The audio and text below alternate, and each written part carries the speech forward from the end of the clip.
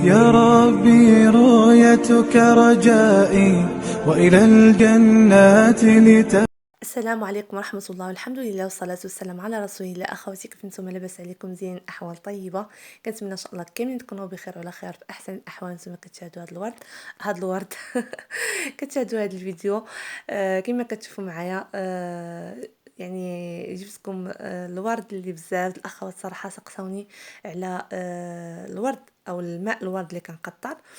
كانوا كيسقسوني بعض الاخوات لان كنت سمعت واحد الفيديو تقريبا عنده سنه دابا، يعني فات عليه عام. كنتمنى اللي بغى اللي مهتم يشوف الطريقه كيفاش يعني كنقطر الورد. فالفيديو عنده سنه، فكنتمنى ان شاء الله تدخلوا له. بالنسبه للاخوات كما قلت لكم سقسوني على الورد، يعني كيفاش كنقطروا، واش الورد خضار يعني كيكون باقي ما منشف، واش ناشف، واش يعني كيطول ملي كتقطروا، يعني واش كطول المده ديالو. بالنسبه للرائحه ديالو، يعني واش كاين الرائحه ديك الورد اللي كنشريو ب5 دراهم، واش هو هذاك الورد طبيعي؟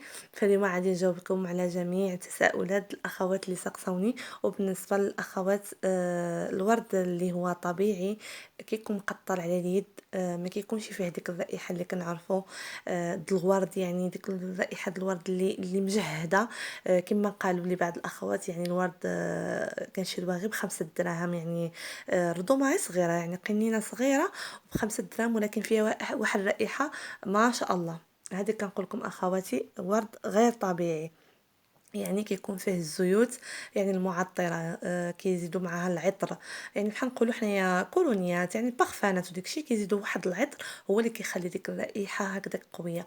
اما يعني المنافع ديالو ما كاين حتى شي منفعه، بالعكس كيضر البشره وكيضر العين. لاحظوا اذا رشيتو غير في العينين ديالكم فهو كيحرق العين. العكس هذا الورد، هذا الورد هذا اخواتي كيتقطر هكذا ناشف، ما كيتقطرش خضر. كيكون على طول السنه، لان خضر كنعرفوا الموسم ديالو كيكون يعني في يوم الربيع.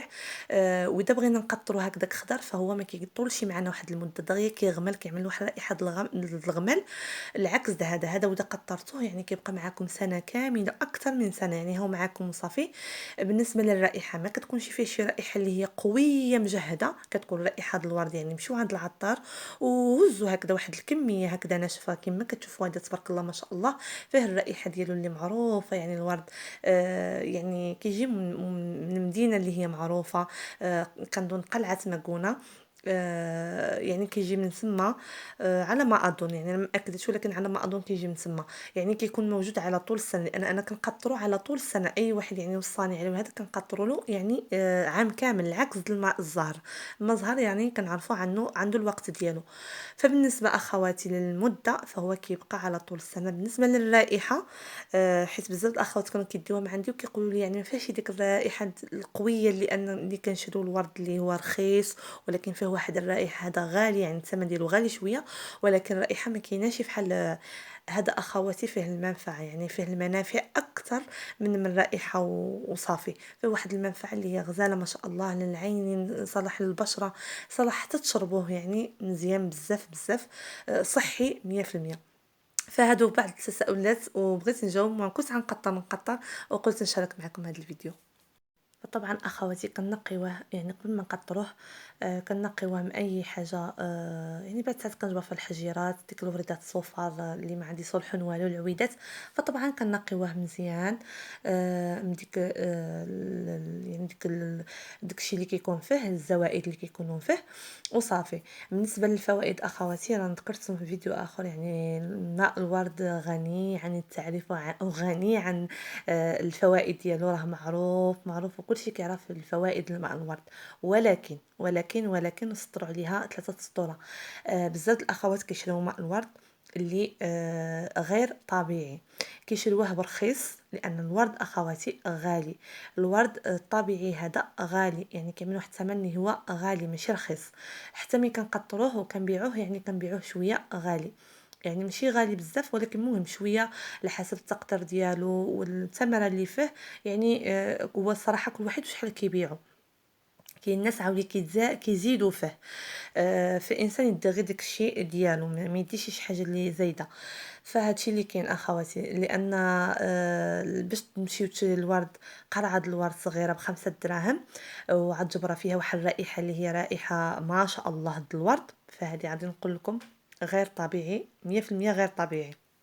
لان الورد اللي هو كيكون طبيعي وركزوا عليها مزيان، ونهار اللي تشريو عرفوا شنو كتشريو شنو كترشوا في وجهكم، خصوصا في العوينات ديالكم، لان العينين اخواتي هما كل شيء.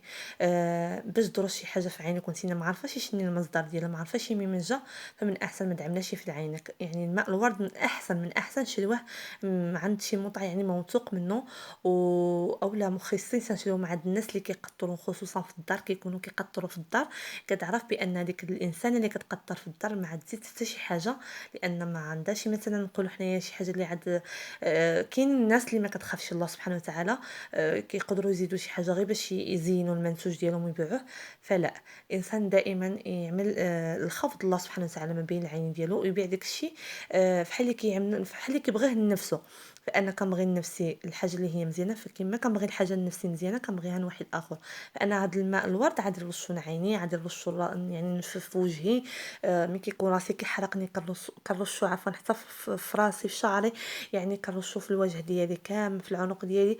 فهو كيرتاح يعني واحد سبحان الله، كيعطي واحد الراحه وكيعطي واحد البروده، خصوصا ملي كتكون طالعه لك سخانه، اولا راسك كيحرقك، اولا جاك شلتيها في وجهك في عينك. فانا كنجبر عليه بهذه الناحيه بزاف بزاف اخواتي، وما كيخطانيش حتى مثلا ما كيوصيني مثلا حتى شي واحد عليه ولا شي حاجه، ولا تقدا لي انا ما بقى لي شيء، فانا كنمشي ونقطروا راسي. واخا كنشري واحد الكميه اللي هي قليله ونقطر غير راسي، لان كما قلت لكم هو غالي، يعني حتى كيوصيوني عليه الناس عاد كنقطر. فهادشي اللي كاين اخواتي.